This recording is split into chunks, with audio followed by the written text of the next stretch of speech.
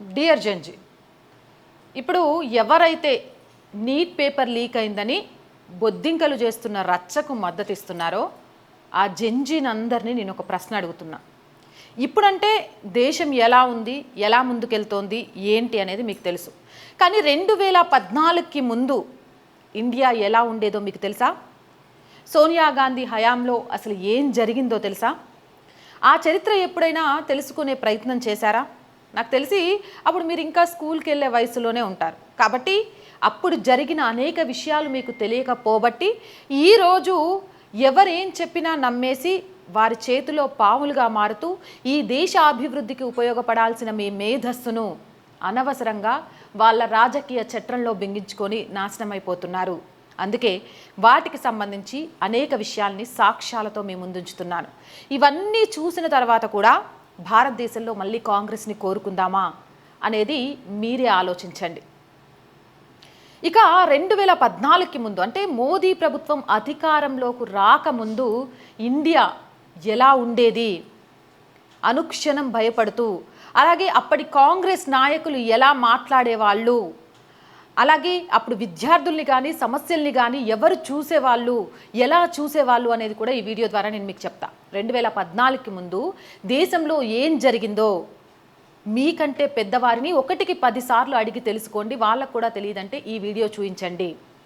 Terror దాడులను ఎల్లప్పుడూ ఆపడం కష్టం. ఈ విషయాన్ని ఎవరో తెలుసా చెప్పింది? రాహుల్ గాంధీ.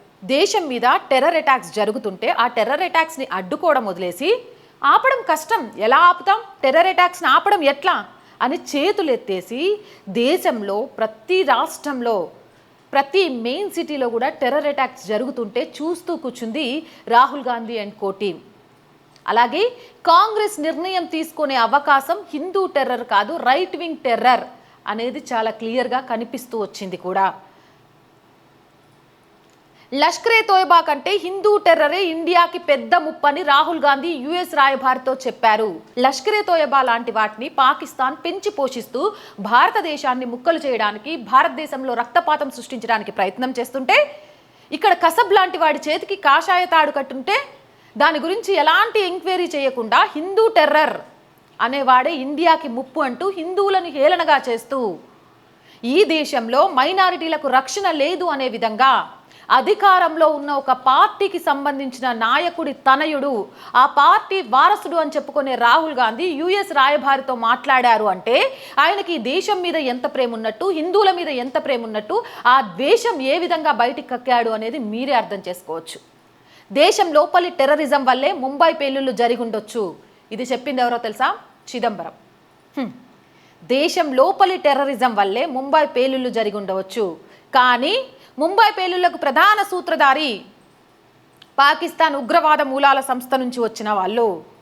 ఆ రోజు కసబ్, ఇందాక చెప్పిన విషయమే మళ్ళీ నేను గుర్తు చేస్తున్నా, కసబ్ని పట్టుకోవడానికి అతి కష్టం మీద ఒక కానిస్టేబుల్ తన ప్రాణాలను పణంగా పెడితే ఇది ఉగ్రదాడి అని చెప్పకుండా హిందూ టెర్రరిజం అనేది జనాల్లోకి తీసుకువెళ్ళడానికి ప్రయత్నం చేసి హిందువులకు ఆపాదించాలని చూశారు. అలాగే భారతదేశంలో ఉన్న తప్పిదాల వల్లే టెర్రర్ దాడులు జరుగుతున్నాయని చెప్పారు. కానీ ఏ రోజైనా ఇలాంటి టెర్రర్ దాడులు చేస్తున్న పాకిస్తాన్కి చుక్కలు చూపించలేదు, జీ హుజూర్ అంటూనే బతుకుతూ వచ్చారు.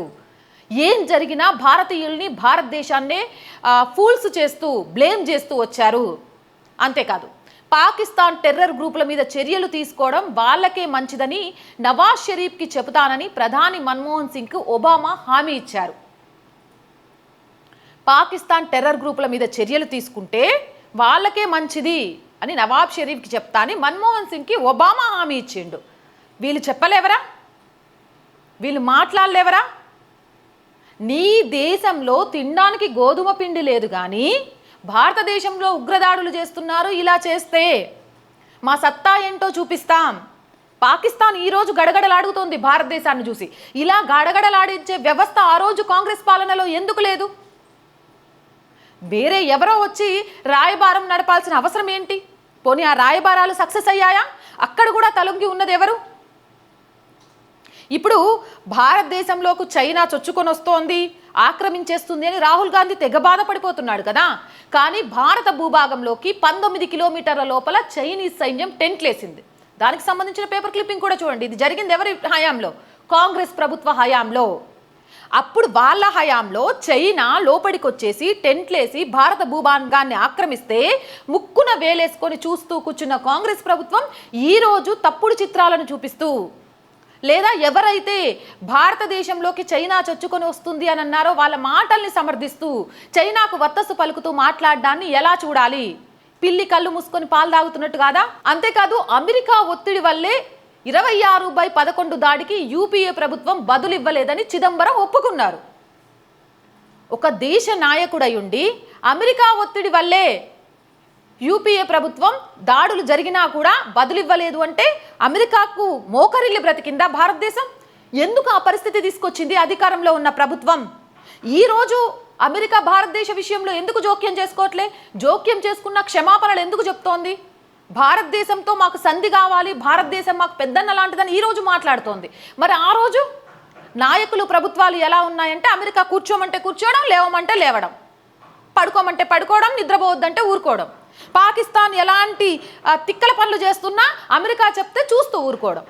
మరి అలా జీ హుజూర్ అంటూ ఒకళ్ళకు మోకరిల్లే ప్రభుత్వానికి అండగా ఉందామా? మేరా భారత్ మహాన్ అంటూ గర్వంగా తలెత్తుకునే ప్రభుత్వానికి మద్దతుగా ఉందామా? ఎలాంటి నాయకులను ఈరోజు మనం కోరుకుందాం? మీరే ఒకసారి ఆలోచించండి. ప్రధాని ఆర్థిక ప్రసంగంపై ప్రశ్నలు అడగనివ్వకపోవడంతో లోక్సభ నుంచి బీజేపీ వాకౌట్ చేసింది. ఈరోజు మీరు ప్రశ్నలు అడగండి, మీకు సమయం ఉంది అన్నా కూడా ప్రశ్నలు అడగడం వదిలేసి నిరంతరం వాయిదాలు వేస్తూ ప్రజాస్వామ్యంలోని పార్లమెంటు సమయాన్ని వృధా చేస్తుంది ప్రతిపక్షంలో ఉన్న కాంగ్రెస్. కానీ అసలు ఆనాటి ప్రతిపక్షాలకు మాట్లాడే అవకాశాన్ని, ప్రశ్నించే అవకాశాన్ని కూడా కల్పించలేదు కాంగ్రెస్. అంటే నియంతృత్వ పాలన కొనసాగించిన కాంగ్రెస్ ఈరోజు నియంతృత్వం జరుగుతుంది అని మాట్లాడటం దొంగ నడిచినట్టు కనిపించట్లే. ఎల్ఓసి వద్ద ఘటన జరిగిన పాకిస్తాన్తో చర్చలు కొనసాగాలి అని మణిశంకర్ అయ్యర్ చెప్పారు. ఎందుకు? అంత పెద్ద ఘటన జరిగితే ఇంకా ఏంటి చర్చలు? ఒక జవాన్ని అతి కిరాతంగా చంపేసి ఆయన తలకాయతో ఫుట్బాల్ ఆడి చూయించి తలకాయ లేని మొండాన్ని ఇక్కడ దహన సంస్కారాలు చేసుకునేలాగా చేసిన ఆ దుర్మార్గులతోటి చర్చలు చేయాలి అని ఆలోచించిన కాంగ్రెస్ నేతలు చెప్పే మాటల్ని నమ్ముదామా? నువ్వు ఏ మతం అని అడిగి ఏ ఆడపిల్లల సింధూరాన్ని చెడిపేశారో అదే సింధూరం పేరుతోటి ఆపరేషన్ సింధూర్గా పాకిస్తాన్లో ఉగ్ర మూకలను గడగడలాడించి రక్తపాతం చేసిన నేటి నేతలకు సపోర్ట్ చేద్దామా? మీరే ఆలోచించండి. ఇండియా వెనక్కి తగ్గాలని, పాకిస్తాన్ చర్యలు తీసుకోవాలని అమెరికా కోరుతోంది. ఇది చెప్పింది ఎవరో కాదు, న్యూఢిల్లీ విదేశాంగ కార్యదర్శి కండోలిజా రైస్. ఎందుకు తగ్గాలి ఇండియా వెనక్కి? ఇండియా తప్పు చేసిందా? దుశ్చర్యలు చేసిందా? టెర్రర్ అటాక్లు చేసిందా? ఆక్రమించుకుంటూ పోతుందా? జవాన్ ప్రాణాలను కిరాతకంగా తీసేసిందా? ఇవన్నీ చేసింది పాకిస్తానే. అయినా కూడా పాకిస్తాన్ చర్యలకు చేతులు కట్టుకొని కూర్చోండి అంటే అలా కూర్చుంది ఆనాటి కాంగ్రెస్ ప్రభుత్వం. ఇవన్నీ నేనేదో తీసుకొచ్చి చెప్తున్నాయి కాదు, అప్పటి పేపర్ క్లిప్పింగ్స్తో సహా చూపిస్తున్నాను. మన్మోహన్ సింగ్ లాంటి వాళ్ళు అన్ని సమస్యలు పరిష్కరిస్తారని ఆశిస్తే అలా ఎదురు చూస్తూనే ఉండాల్సిన పరిస్థితి వచ్చింది. కాషాయ టెర్రర్ గురించి హెచ్చరించారు చిదంబరం. కానీ ఈరోజు కాషాయ టెర్రరిజం ఉందా? ఏ టెర్రరిజం నడుస్తోంది? మతోన్మాదంతో కొందరు ఇస్లామిక్ టెర్రరిజాన్ని ఈ దేశంలో గడగడలాడిస్తుంటే ఆ కొందరు మతోన్మాదులకు కూడా గట్టి బుద్ధి చెబుతూ ఉంటే వాళ్ళను వెనకేసుకొస్తున్నది ఈరోజు ఎవరు? పాకిస్తాన్ని పొగుడుతుంది ఎవరు? అల్లా గురించి కీర్తిస్తుంది ఎవరు? పాకిస్తాన్ గడ్డపై నుంచి భారత్పై జరిగే టెర్రరిజాన్ని అణచివేయడానికి పాక్ అన్ని ప్రయత్నాలు చేస్తుందనే నమ్మకం కలగాలి. ఇది ప్రధాని నరేంద్ర మోదీ చెప్తున్న మాట. అది వాస్తవమా కాదా? ముంబై దాడి విషయంలో పాకిస్తాన్ ఏమీ చేయలేదని ఇండియా అంటోంది. అది నిజమా? ముంబై దాడి విషయంలో పాకిస్తాన్ ఎంత ద్రోహం చేసిందో తెలియట్లేదా? మన హైదరాబాద్ తినడానికి వచ్చిన వాళ్ళని, పిల్లలతో కాసేపు సరదాగా ఆడుకోవడానికి వచ్చిన వాళ్ళకు రక్తపాతం చూయించింది. ఇంకా ఆ టెర్రరిజానికి కొమ్ములు కాస్తూ ఉండడం దౌర్భాగ్యం కాదా? ఇక జయరాం రమేష్ అయితే కాంగ్రెస్ నేత ఒకంత ముందుకొచ్చి మహిళలకు మరుగుదొడ్లు కాదు మొబైల్ ఫోన్లు కావాలి అన్నాడు. అది ఎంత దారుణం! ఈరోజు గ్రామాన ఇంటింటికి మరుగుదొడ్లు తీసుకొచ్చి ఆడవాళ్ళ ఆత్మగౌరవాన్ని కాపాడడానికి ప్రయత్నం చేస్తున్న సర్కార్ ఏది? ఇంకా ఇంకా ఇంకా కాంగ్రెస్ దాష్టికాల గురించి 50 సంవత్సరాలుగా పైగా ఈ దేశాన్ని పరిపాలించిన ఈ దేశం అభివృద్ధి చెందకపోవడానికి కారణాల గురించి మీ పెద్దలను అడగండి, చెప్తారు. ఒకటి మాత్రం చెప్తున్నాను, డియర్ జెన్జీ, ఆలోచించండి. మీరు వేసే ప్రతి అడుగు ఈ దేశం గర్వంగా తలెత్తుకునే విధంగా ఉండాలే తప్ప ఈ దేశ ప్రతిష్టను దిగజార్చే విధంగా కాదు. ఎందుకు 12-13 సంవత్సరాల కాలంలో భారతదేశం ఇంత వృద్ధి చెందింది, ఆర్థికంగా 3వ స్థానానికి వచ్చింది. అలాగే ఆయుధాలు కానీ మిగిలినవి కానీ తయారు చేయడంలో టాప్ మోస్ట్ స్థానాలకు వెళ్ళిపోతోంది. ఇప్పుడు చదువుకున్న మేధావులు ఈ దేశం నుంచి వలస వెళ్లే పరిస్థితి ఆగిపోయి ఈ దేశంలోనే స్టార్టప్ కంపెనీలతో సొంత రాకెట్లు కూడా తయారు చేసే స్థానానికి వచ్చింది. ఒకప్పుడు ఇంటర్నెట్ కలగా ఉన్న రోజుల నుంచి ఈరోజు ఫ్రీ ఇంటర్నెట్ వాడుకునే పరిస్థితులకు వచ్చింది. దీనంతటికీ కారణం ఎవరు? ఎలాంటి నేతలకు మనం అండగా ఉండాలి? ఏం చేసి ఈ దేశ గౌరవ ప్రతిష్టలను పెంచాలి? ఎలాంటి మూర్ఖులకు బుద్ధి చెప్పాలి అనేది మీరే ఆలోచించండి. మళ్ళీ చెప్తున్నాను, జెన్జీ జెన్ ఆల్ఫా మీరే ఈ దేశానికి భవిష్యత్తు. మీరు కనుక తలుచుకుంటే ఈ దేశాన్ని విశ్వగురువుగా మార్చడం అతి సులువు.